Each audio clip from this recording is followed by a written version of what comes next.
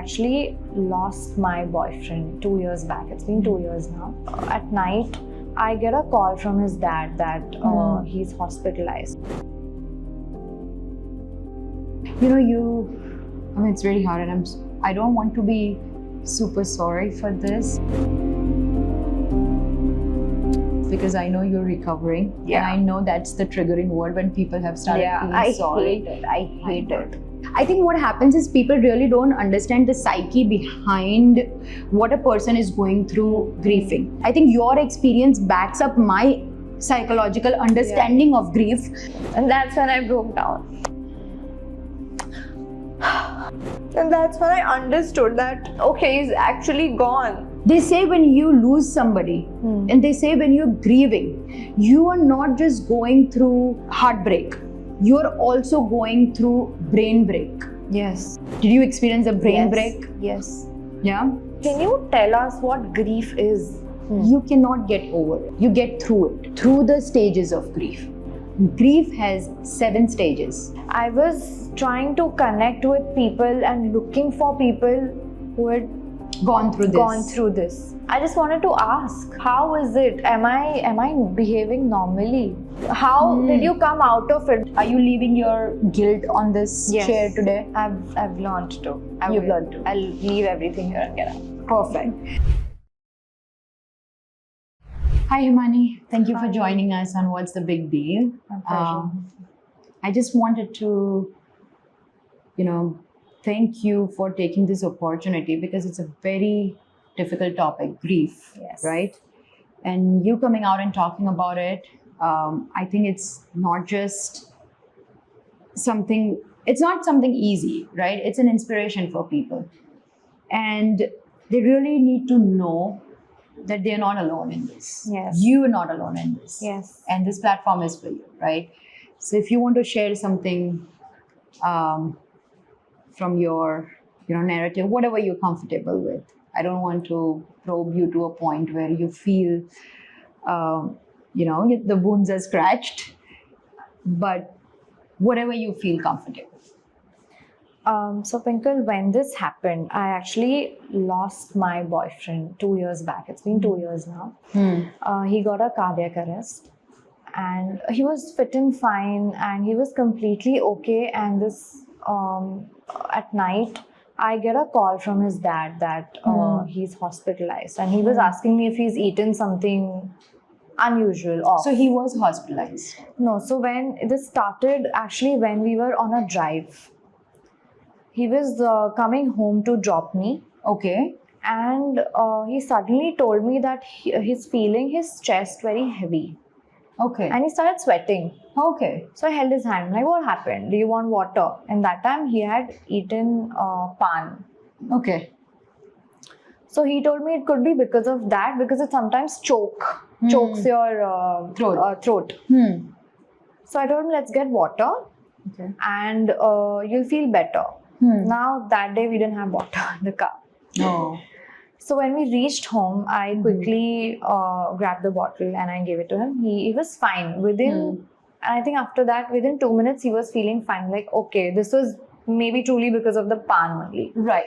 So I was also relieved, because that time he started sweating, and I also thought, Achanak, so what is happening? I got scared. He's like, no, nothing to get worried about. I'm fine now. Right. And then he left for home.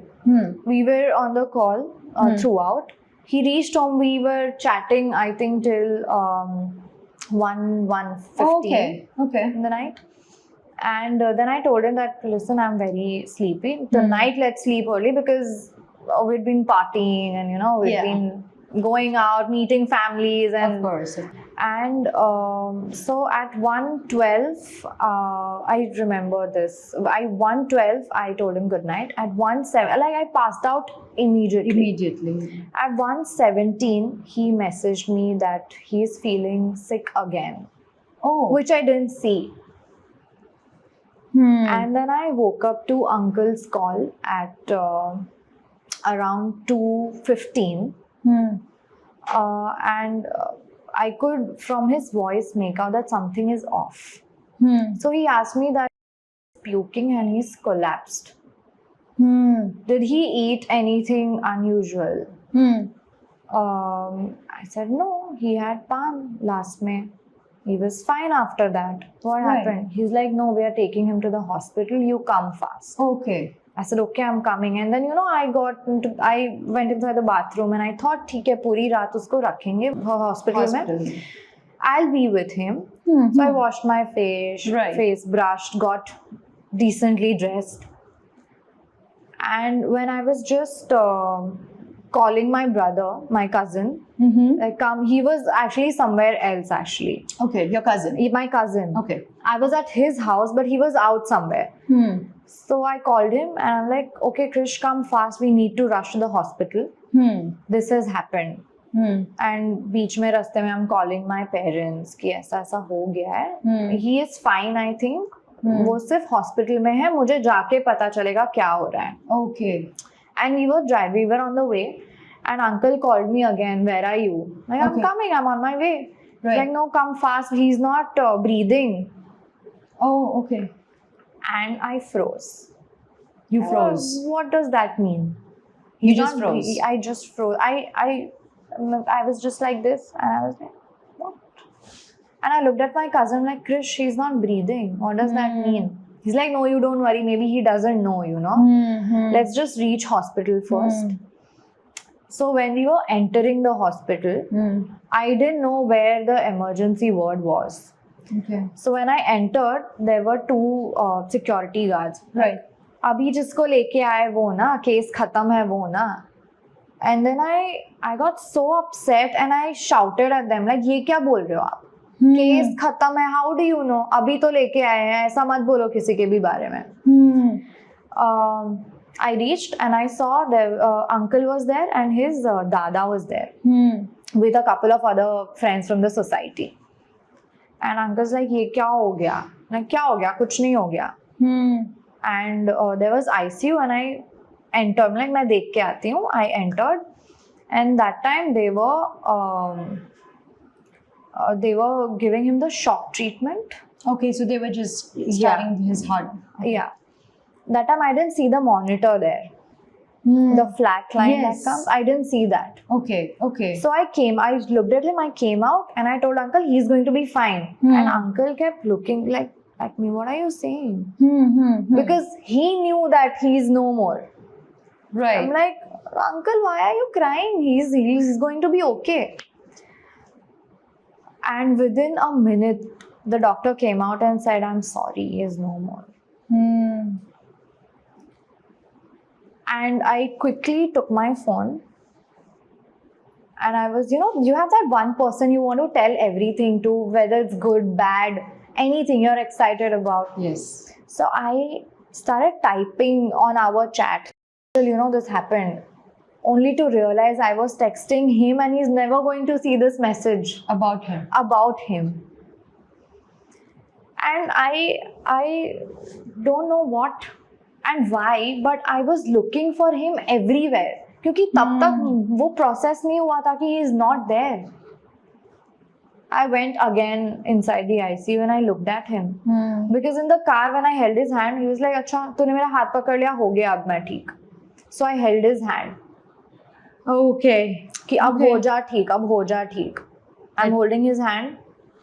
And my cousin comes पीछे से and he's like, he calls me Dingu Didi.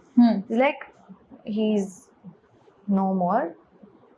Be okay. You wanna look at him, you wanna just be there, you be there, but he's no more. Like, no, what are you saying? And this was exactly my face. Your face. Yeah. Like, no, what are you saying? And मुझे उस time पे इतना गुस्सा आ रहा था कि why is nobody understanding? कुछ करो, इसको क्यों छोड़ के सारे डॉक्टर्स सब बाहर निकल गए? Right. Do something about it. Yeah. And then I was holding his hand and I was trying to process it. उतने में the nurse came and they had to take him to cold storage because auntie was in Bombay shopping for us. His mom. His mom. Uncle had come back the same day, thankfully. Okay. So auntie wasn't there. We had to, find a way to tell her. Right. And wait for her to come back. So the nurse told me that they have to take him. You can wait outside. And वो ऐसा हो जाता है ना, वो तब कुछ सुनाई नहीं देता है. Absolutely. You just go blank, and I was just looking at him, his face. अभी उठेगा, अभी उठेगा, अभी. I'm holding his hand. Come on, wake up. You have to wake up. And वो nurse ने आके ना then मेरा हाथ ऐसे करके छोड़ा कि leave now, because I was not leaving his hand. It's too much. Like, okay, Yeah, get like, over it. अब हो गया. You took your 5, 10, 15 minutes. Now just leave. कि छोड़. Let me do my work. Like, yeah. And that's when I broke down.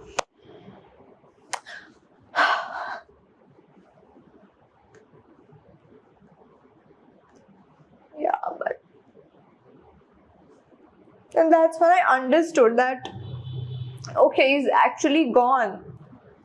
You know, he's not coming back, and yes, I tried my best. I held his hand. I didn't know what else to do. If only I could stay up to see his message, because I know what he felt when I was with him.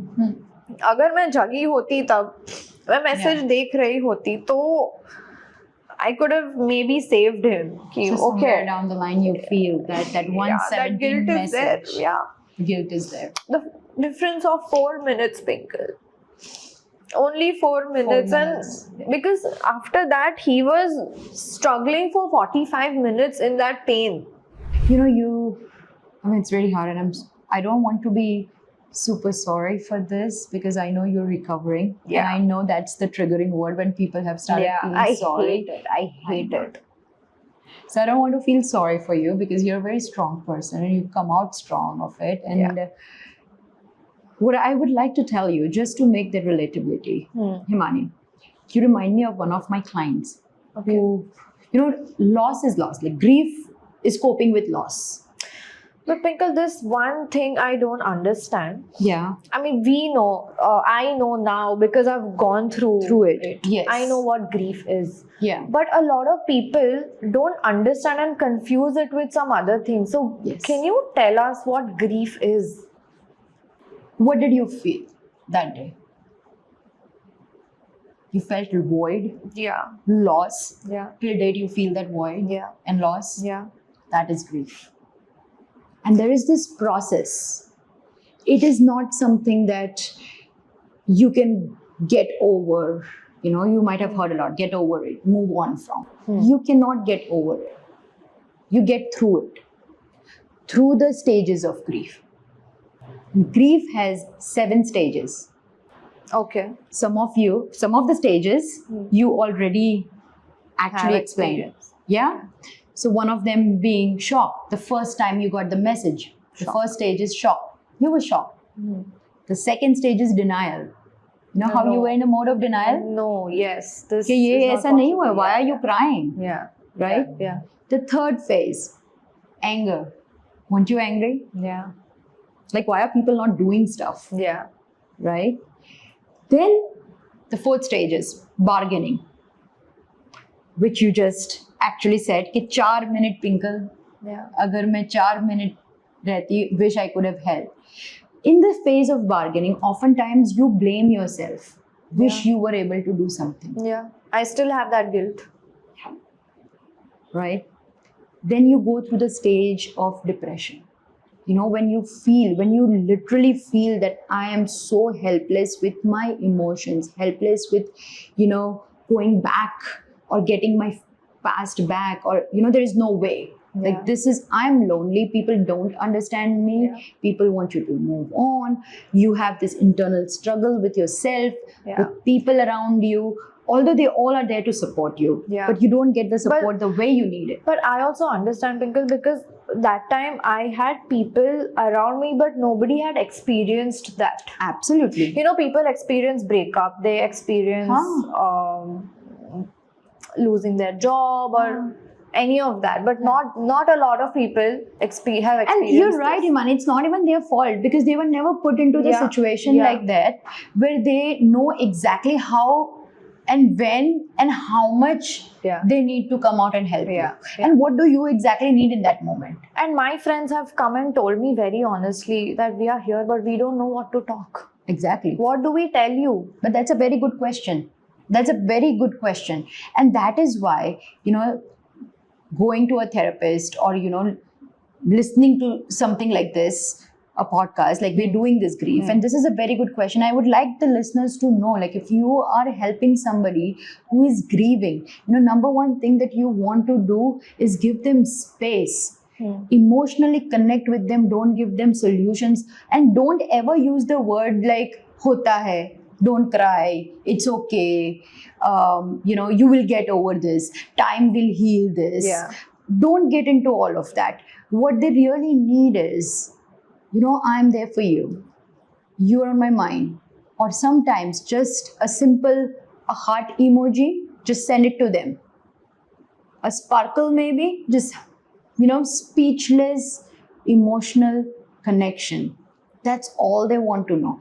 Correct me if I'm wrong, Himani. No, you're right, through Pinkal, that. because we used to get so many calls from family, from friends, that they wanted to come visit us and be there. Yeah. We've told no to everyone. Yeah. Because every day फिर कोई ना कोई आके same बात करना कि अच्छा क्या हुआ था?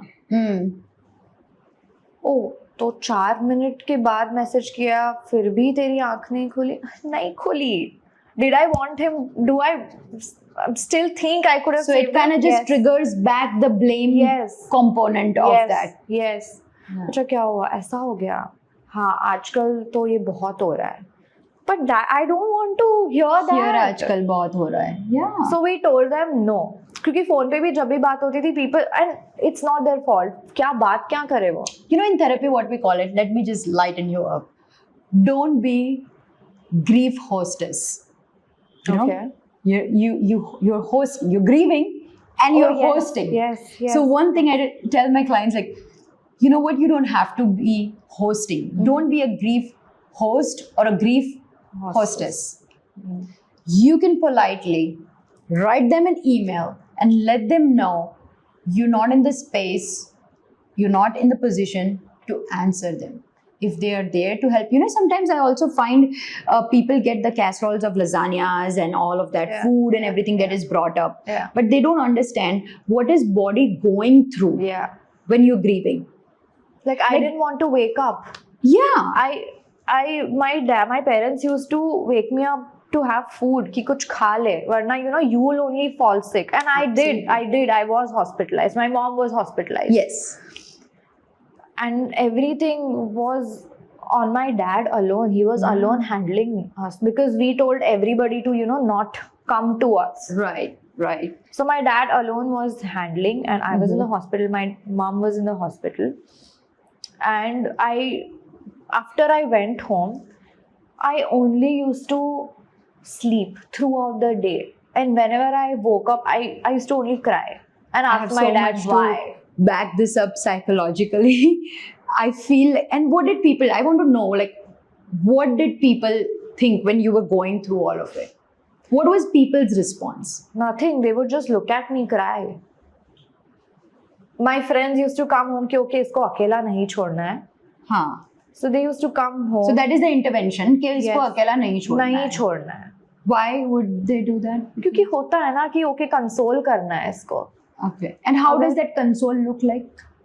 Just them looking at me. So when you're crying, for example, you were crying. They were hugging me. And they were telling me, okay, don't cry. I know. Himani, I really want to let the listeners and the viewers, again, lightening up this. People say, don't cry. I think that is the classic response that people give. Like, okay, don't cry. Bahut ro liya. Like, take care of yourself. Yeah. Mat ro. Like, it's okay. Kitna roegi. Yeah. There are 3 types of tears. Okay. The first one is the basal tear. Basal tear is the one that wets your eyes on a daily basis. Like, your eyes are always watery. The second one is the reflex tears. You know what those tears are? When you cut the onions and when you get teary, that's a reflex tear. Okay. And the third one is the emotional tears. Now, why it is important? So I want to let the listeners know who are helping the person who is grieving, let them cry.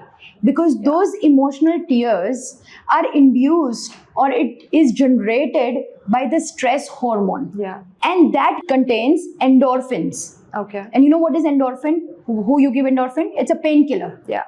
So you are getting that endorphin through your tears because you are in pain. And that tear is actually helping you to relieve your pain. Relieve your pain. So when people are, this is a myth to ask clients or to ask, your family or a friend, like, don't cry, bahut ho gaya, kitna roegi, look at your eyes and all of that. It is a myth. Let them cry, because what they're doing is they are, our body is very smart. It has a self-healing capacity, and God has created us in a certain way that God wants you to heal. So He's created this special kind of tear, which is an emotional tear, and it has some leucine endocaphlin, which is a chemical. When it was tested, the emotional tear, when it was tested, it had this leucine endocaphlin, a chemical which generates endorphin, and endorphin is a painkiller. So it is actually, so when you cry, don't you feel relieved a little bit? Yeah. I do. And not in this situation, but anytime I'm stressed, I either let it out with anger, I shout at people, or I cry, and I'm instantly okay. Yes. But you know what, that is another thing. Like when you said, like, your brain couldn't register stuff when you just first came to know. What happens is, when you come to know, when you ask me a question, what is grief? Grief is like, you are actually coping with the loss. Okay. So when you're coping with the loss, three things happen. Pain, tension, and fear. Okay. Pain, tension, and fear. Your body becomes tense. You initiate a level of pain. And then there is another thing, which is fear comes into place. So your brain immediately goes into fight, flight, freeze, or submit. Okay. Either you want to fight, which is probably when you get triggered, this is what you do. Like you want to just start yelling at people, get angry. You just want to, like, just tell people, like, get away from my way. Or you flight, leave me alone. Avoid. I don't want to talk about it. The third one is freeze. I think that's what you said, like you were speechless, like you couldn't say anything, right? And the fourth one is submit. You will just give in.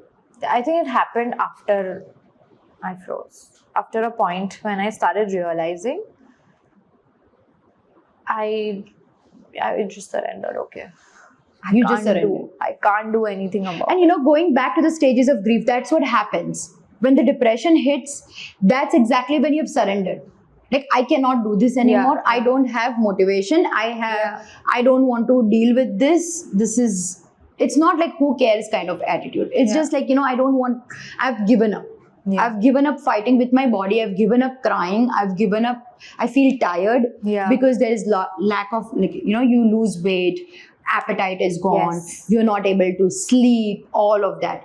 I think what happens is people really don't understand the psyche behind what a person is going through grieving, right? So I'll continue with the stages of grief later on, but I want you to understand, like, and correct me if I'm wrong since you've gone through this, because I think your experience backs up my psychological understanding of grief. I'm fortunate enough to not see a death, but that is also my number one fear. But when I talk to you, I want the listeners to understand that some science really holds research and backs up with personal experience. They say when you lose somebody, and they say when you're grieving, you are not just going through heartbreak. You're also going through brain break. Yes. Did you experience a brain break? Yes. Yeah? I couldn't understand anything. Right. I didn't want to because I just couldn't figure anything out. Right? I used to hold, when I used to eat, I used to hold that bite in my hand and just be like this. And I'm lost. And my dad used to tell me, खा ले. मुझे वो realize नहीं होता था कि मैं पकड़ के बैठ गई हूँ. पिछले 30 seconds से I'm not putting it in my mouth. I'm just took it. खा लिया. Bas. Nahi khaya. You don't know. You I'm just froze. You yeah, stuck. I'm again into that loop of You know thoughts. what happened with you? So the first thing that happens, brain break mein. The part of your brain which is called as prefrontal cortex. Either if I had a brain structure, I would have shown you. So there is this prefrontal cortex. It helps you to make decisions like right, wrong, khana hai, nahi khana hai, putting things in your mouth and all of that. When you are going through grief, prefrontal cortex is affected. You lose the ability of thinking what is right, what is wrong, khana hai, peena hai, sona hai, drink karna hai, utna hai, baithna hai. You just get froze because your prefrontal cortex, just imagine it's icing up. It's just frozen. Hyperthermia ho gaya hai use. It is not operating.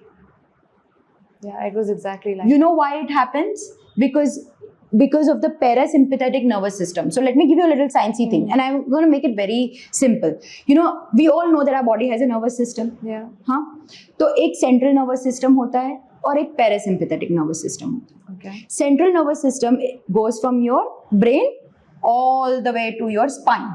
Okay. So you know when something happens, we feel like our nervous system is damaged. That is the central nervous system. Okay. And then we have those branches coming out of our central nervous system, going to our limbs and look at everything, as cheeks and everything. Like you're nodding your head is because you are passing that message through parasympathetic nervous system to your central nervous system, which is giving message to your brain that abhi Himani ko have to do this. I have to do this. Okay. So parasympathetic nervous system are porters. Okay. I think they are the Blinkits, porters, Amazon, whatever. They take messages from the various part of our body and gives the signal to the central nervous system, which is probably the warehouse or whatever you call here. And then that person delivers the messages to the brain, and then brain signals back, goes back to the central nervous system and the parasympathetic nervous system. So going back to when you're grieving, your parasympathetic nervous system, your porter system is damaged. There are no porters. Yeah. So imagine if there is no porters, how will you transmit message from your brain to your... You can't. Right? Yeah. You cannot. So sometimes you might have often seen yourself doing Just sitting. like this. Nothing. Yeah. And your hand probably is in the air. Yeah. Or if I've seen my clients just walking and they will just stop. Because they really don't know where to go. Like, should I go left or should I go right, or what was I doing? Yeah. Right? So that happens because your porter system is gone. Your messaging system is gone. Now, why does that happen? When you got the news, how was your breathing? Fast. I don't remember actually. Did you have this? Yeah, I did. You got that? Yeah. The sharp breath? Yeah. You know what happens in that moment? What really is happening to you? When you get this, you're stopping the oxygen supply to your brain. Right. And when the oxygen supply to your brain is stopped, it is not functioning. At that point, all the oxygen is getting supplied to your parasympathetic nervous system. So that is why now you're losing the ability from your prefrontal cortex is completely froze. And you cannot think because whatever oxygen, you know, normally we breathe like this. Then But when you're that sudden break. Now you're breaking that. Yeah. When you're breaking that, you are not providing that enough oxygen to your brain. So when I say when you're grieving, it's not just heartbreak. It is brain break. Your prefrontal cortex is gone. Your parasympathetic nervous system is gone. And your amygdala. I don't know if you know amygdala. You know what is amygdala? It is this part of your brain. This is your brain, right? There is this little reptilian brain. I'm not sure if people know about reptilian brain, but it is like an almond size part in the brain. That amygdala is actually responsible for throwing all the hormones in your body. So when you say like mera cortisol level bahut high ho gaya hai, where does it come from? It comes from amygdala. Okay. And what does amygdala do? It actually protects you. Okay. It is a very good organ of our body. Okay. Who protects us from all the emotions that we go through. Okay. So when you went through grief, when you got the shock, you felt the threat. Amygdala got activated. It started throwing cortisol.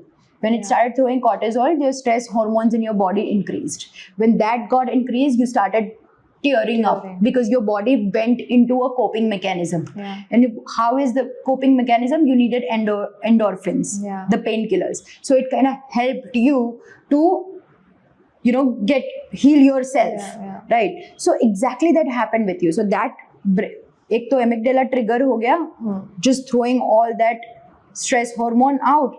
Prefrontal cortex हो गया, parasympathetic nervous system हो गया, and then comes the heartbreak.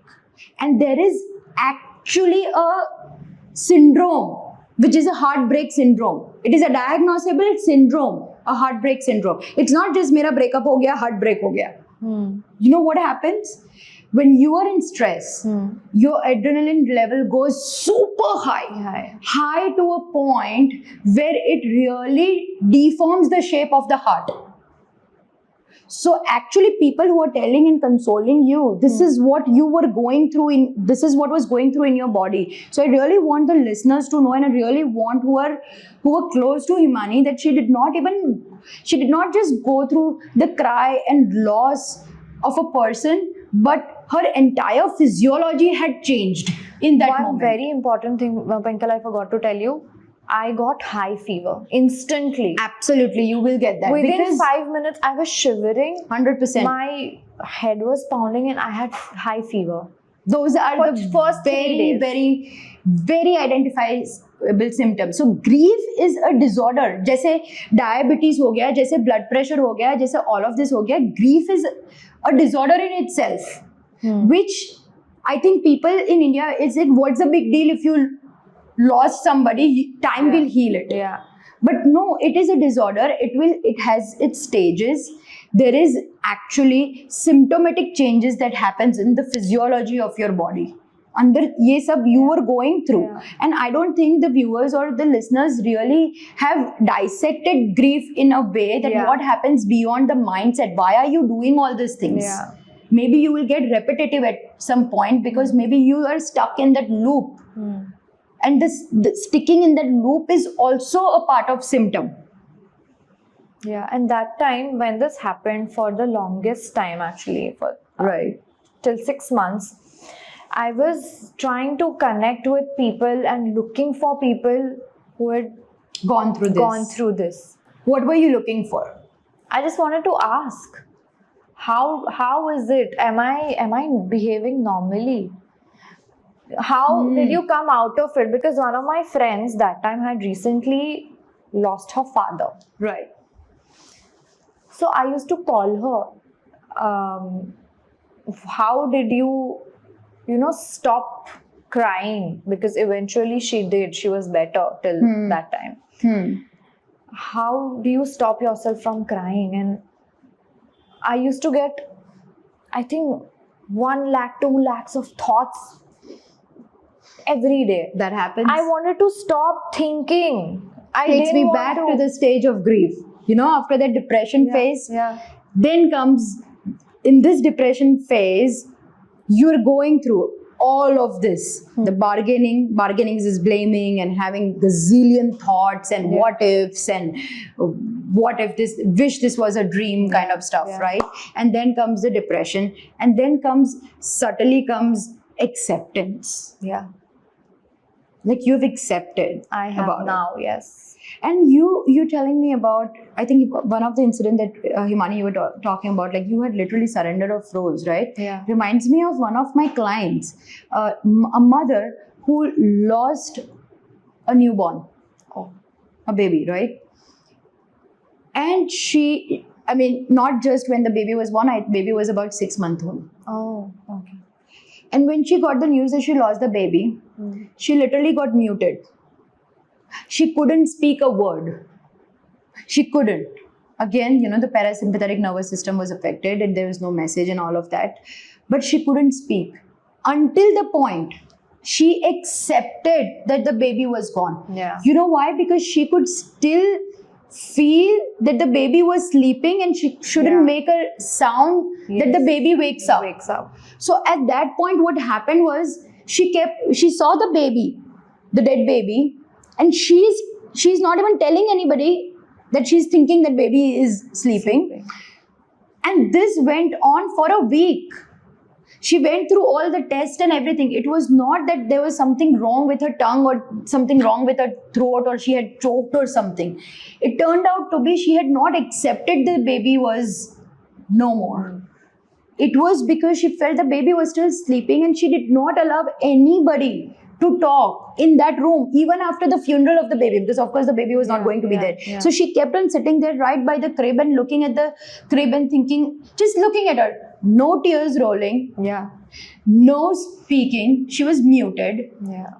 Turns out to be that, after we did all the psychological interventions and all of that, she finally accepted. And the point when she accepted, she did not stop talking.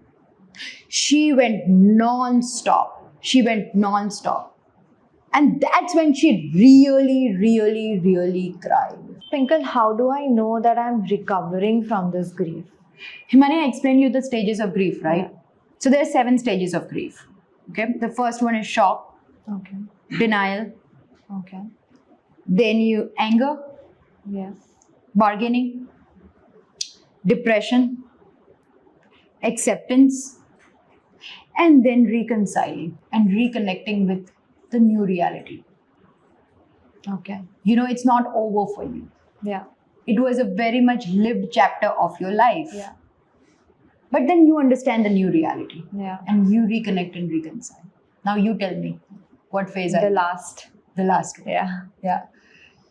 Do you feel good about you being in the last phase? Yes. I mean, I don't know how I have come out of All of this. All of Himani, the best part of it is people think it goes from one phase and then you move on to the next phase and then you move on to the next phase, right? But it's not like that. You will oscillate. Yeah. Even now you will oscillate. Yeah. Sometimes you will go back. It happens. So give your self the time and space to oscillate between these phases. You may not be shocked or in mode of denial now.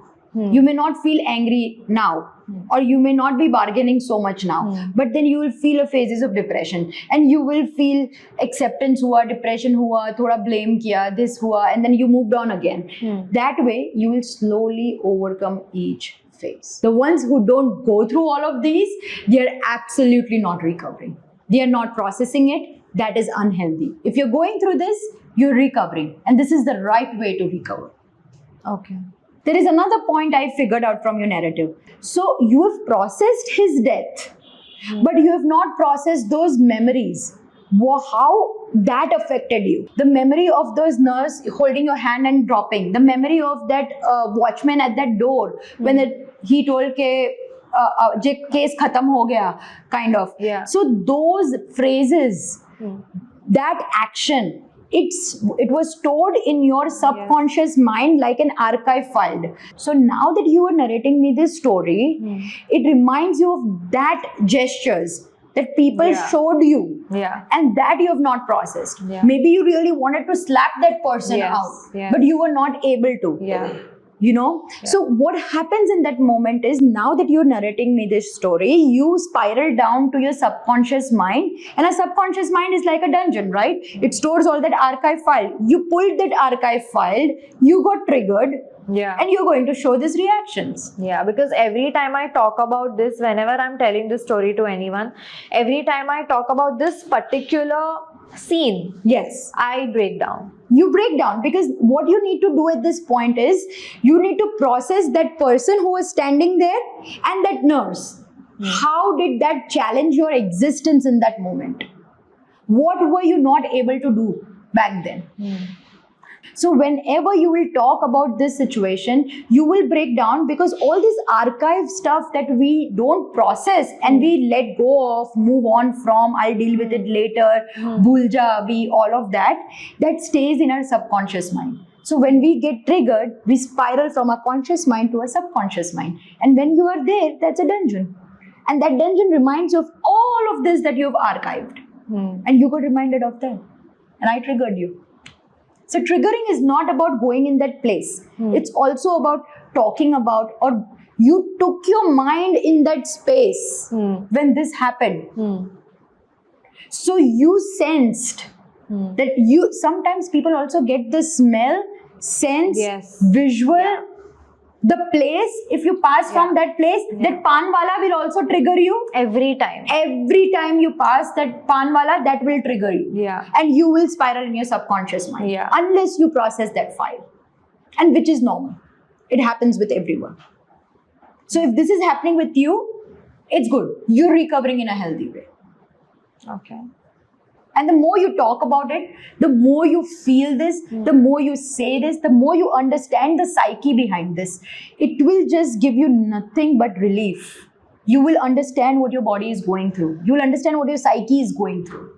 But Pinkal, nobody, okay? A lot of people who care and people who don't want me to feel sad, they stop me from talking about him. Oh my God, that's the big Don't talk mistake. about it. That Delete is his the myth. pictures. No. Don't look at your pictures. Don't post about him. You'll spiral back. No. Nope, that's not the right way to do, guys. This is a myth. If you're grieving someone's death, please do not ask the person who is grieving to delete the pictures, forget their memories. What you're trying to do is you are trying to take away a chapter of their life which is very much lived by them. You're taking away one of the major part of their identity. They are already going through a loss and a void. When you ask them to do this, you are not filling up the void. You're making that void even bigger. They feel that I will start feeling weak and I will start crying when I talk about him. But it actually is making me feel good. Let me tell you this. One of my clients, she lost her husband, relationship for 7 years, and 2 years into the marriage, she found out that the husband is going through cancer. Oh. So if she's listening to me, I don't want to give it a lot in that terms, but I've been seeing her and I was in the process while she is grieving the husband's death even before the husband was dead, because he had a lymphoma, very rare cancer of brain, and the doctor within the 2 years of marriage, the doctor had told that he's not going to survive more than 6 months. Oh. So they got married like 7 years, 2 years into the marriage, doctor says he's not going to survive more than 6 months. So they were like, okay, whatever. They went on. The first surgery was done. The doctor said this is going to help him for another 1 year. It went on for another 4 years. He survived for 4 years, right? So and then another tumor was detected. When that another tumor was recovered, it was in that part of his brain where they cannot surgically take the tumor out with any chemo or any radiation. So she started coming for grief therapy because some of her friends said, now the person is not dead. And this is the difference between Indian and Western culture. Yeah. The person is not dead, but she knew that this was going to come. So she started therapy even beforehand. And what happened is one day, like we've been seeing each other and she's been sharing her, this is what he did. Let's call him John. So John did this today. Oh, John started losing memory. You know what? John ordered 13 Amazon package. Okay. Because he forgot. And 13 box of pizza. So he's ordering a pizza and he's forgetting that he's ordering a pizza, and he's ordering a pizza again. And he's forgetting and he's ordering a pizza again. Oh my God. So this one goes to work. She takes care of work and everything. She comes with 13 boxes of pizza right outside the house. So then she took away the authority. She's like, Pinkal, how I felt taking away that authority from him. I had to see him like a patient, which was so hard for me that now it is the time, So his situation went on declining, and every week she comes to me and she gives me this story. One day, just usual thing, and she tells me, I get on it was a telehealth, I get on, and she says, Pinkal, John is gone. Shit. So I have been with her in the entire journey while she's grieving this. And when she told me that John is gone, my heart dropped. Because, it was yet another issue. She would have told me. I went in the therapy. Oh, hi. And then she goes like, John is gone. And I'm like, okay. And I just had to be a therapist. I'm like, okay. And she was laughing. She's like, I feel so free. Oh. Like I have nothing to do. I don't have to clean up the mess. I really don't know what to do. And her mother-in-law thinks that she's not even sad about it. and comes to the same point where people started feeling sorry for her. Yeah. And that's when she said, you know, I am going through this process of grief since 7 years. This is not like yesterday when he was passed. I've been through all of this. I knew this was coming. So for her, it was like, you know, chalo. Now I can breathe. Yeah. Of course, she's going to miss, but she did not have the guilt. And why this is important for you to know, Himani, is that, you know, there will be times when people will think that if you're happy and if you're enjoying, Yes. you shouldn't. Yeah. So when this happened, and when I finally started getting out of my house, friends would come take me out. Somebody would take me out for dinner, lunch, anywhere to, you know, kind of just distract me from that pattern. Right. There was, and one of my friends put a story on Instagram of my story. I was eating somewhere out. So somebody, and I reposted the story, and somebody messaged me saying, "Oh, you started going out Oh, really? already. Are you happy about it? Are you not sad that you lost your boyfriend? Why are you going out already and eating out already? Shouldn't you be home?" I mean, that was her tone. Shouldn't you be home crying about it? They literally messaged you. Yes. Wow. Himani, what you did, you shouldn't be guilty of. Because if you were in the therapy, you would have been advised to do all of this. Yeah, and I stopped, Pinkal. I stopped from That's that what you point. did wrong. Don't let log kya kahenge judge your existence. Yeah. It takes a lot for somebody to come out, and I understand how much it takes for somebody to, you know, step out and take that meal. Right? For me, that time I was also in my head asking this question, Himani, are you okay? How can you be okay and go out? Already start going out. This is again, you know what? I'm a therapist, and I will tie everything down with therapy and theories, right? And let me tell your viewers and you as well, if they understand, there are two ways of healing. One is the restorative healing. In the restorative healing is used in therapy session most of the time. And what does that mean is you want to actually finish the work that you've started with the person that you've lost. You want to remember their anniversaries. You want to remember their you know, birthdays. You want to celebrate their achievements. You want to let's say, for example, you and him probably would have, you know, discussed about some future projects that you wanted to do together. A lot many times people grieve not only about the person but also about those unfinished dreams and unfinished wishes, right? Let's say if you were given an opportunity to finish all of those stuff, because somewhere down the line he wants you to be happy. Yes. Because he feels helpless up there, seeing you in misery. And sometimes you don't have to do it for yourself, you have to do it for him because you owe it to him. So you have to be happy. Because when he is, I don't know what faith you believe in, but I am the person who believes in faith, and I'm a little bit of a spiritual person, and I feel like this person, he's gone up there, he is constantly watching you. And it was that day to save his life was not in his hands. But for you to keep him happy while he's watching you is in your hands. So it doesn't matter what people says. You go to this restorative healing process. And the restorative healing process, you know why you do restorations? What is restoration? You know what is restoration? You restore. You for example, this wall is damaged, or if there is an art that is damaged, we do restorations, right? Your heart is broken. You had a brain break. You had a heart break. It needs restoration. So it is therapy. It is the process of healing. So if people who really want you to heal, they will never send you a message like that. So that is your sign to cut them off. I did. Perfect. When I realized, I That's did. perfect. I'm still very close to his parents, and I'm always going to be. That's my decision. I want to treat them like my parents. If he's not there, I want to take care of them. Right. They take care of me and they treat me like their own daughter now. Right. But some people, they think I shouldn't, because that is stopping me from moving on. Oh, okay. I think they're not aware of the two types of healing. Do they understand your healing?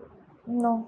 Okay. So guys, whosoever, is giving all this mind-blowing ideas to Himani, I just want them to know that she's going through healing. And healing does not mean that the person doesn't exist. That is something that you need to underline, highlight, or put it somewhere on a post-it. That healing doesn't mean that a person doesn't exist. There are two ways of healing. One is the restorative healing process, and one is the loss-oriented healing process. And I wouldn't say, and I wouldn't deny that one is better than the other. If you were in the therapy room, I would have used the integrative, loss-oriented process of healing. Meaning, in that process, you stay connected to people. Okay. Because, sometimes you trauma bond. Yeah. And that helps you to heal. I think that is what has happened. Yeah, because the parents also went through the same feelings and same stages of grief that you went through, but maybe in a different way. Yeah. Not one person's grief is similar to the other person's grief, but you guys bond over the same situation. That helps you to heal. Yeah, right? I did. Keeping his pictures, or putting stories on Instagram or social media, or just letting the world know that you still remember him. That does not mean that you've not recovered. It's just a part of your life that you want to, embrace and not erase. Right? So what? So that's a loss-oriented healing. The other healing is the restorative healing. Restorative healing is what directly, indirectly people are asking you to do. Yeah. Which is delete their pictures, delete the memory, forget about all the stuff that you were associated with, their relatives, the place. Sometimes people even move locations. Yeah. And they don't even stay in the same house. Yeah. But you know what? If that's working for them, it's good. But maybe for you, that healing will not work. So why put you in a double XL size shirt when you are uncomfortable? Yeah. If this is your size, one size doesn't fit all. Yeah. So one process of healing doesn't fit everyone. Yeah. So your healing process, so next time if someone tells you, tell that a therapist told me that I am going through a loss-oriented and integrated style of healing, and there is a lot of research online that they can do. But this is your style, and this is how I'm going to vibe. So what's the big deal? Yeah. Right? True. Are you leaving your guilt on this chair today? I've learned to. You've learned to. I'll leave everything here and get out. Perfect. Himani, in this segment, I had got a lot of questions from some of my clients and common friends who pulled me aside and asked me all these questions. And they are under this huge baggage of log kya kahenge if I do this or that. Okay. So I'm going to ask you that this or that, Okay. if it is a big deal, or what's the big deal if I do this or that. Done. Okay. What's the big deal if I avoid places that I don't want to go? Is it self-care or is it overdoing it? It's self-care. Yeah? It's okay if some things remind you of them. It's okay to not be there. So you're not there. overreacting if you don't want to. Not at all. Perfect. Perfect. What's the big deal if I keep the belongings with me?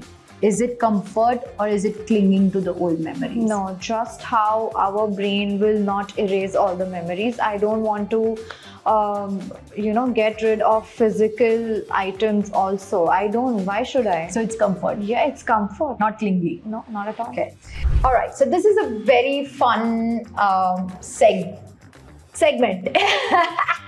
In this segment, we talk about what's the big deal energy. So for example, there's this 1 year that we feel that we want to break all the chains and we just want to say what's the big deal, like I don't care kind of stuff, but it's like what's the big deal. So this club, let's say if you had to establish this club, what's the big deal energy club, what would be that year? I think this year. This year. Yeah. Okay. Because I finally have accepted, and I am doing things that I wouldn't in the last 2 years. Right. And what's the big deal? So what if I am going out on trips? And so what if I'm enjoying my life? What's the big deal? So what if I'm going to his room and talking to his picture and telling him everything I'm doing and everything I've done? What's the big deal? This year is truly transformative for me because after I finally accepted, I have been, Reconciling yes, and reconnecting yes, with the new reality. yes. That's our last stage. Okay, so let's say if I were to make a t-shirt for you, 2025. So the Big Deal Energy Club established in 2025. What is that one phrase or those few words that you want to put on a t-shirt and wear proudly? The only failure is not to try. The only failure is not to try. Yeah. Yes. Sometimes we don't know where we would end up, but try. Yeah. It'll make you feel good. So Himani's t-shirt is Big Deal Energy established 2025 and the only failure is Not to to try.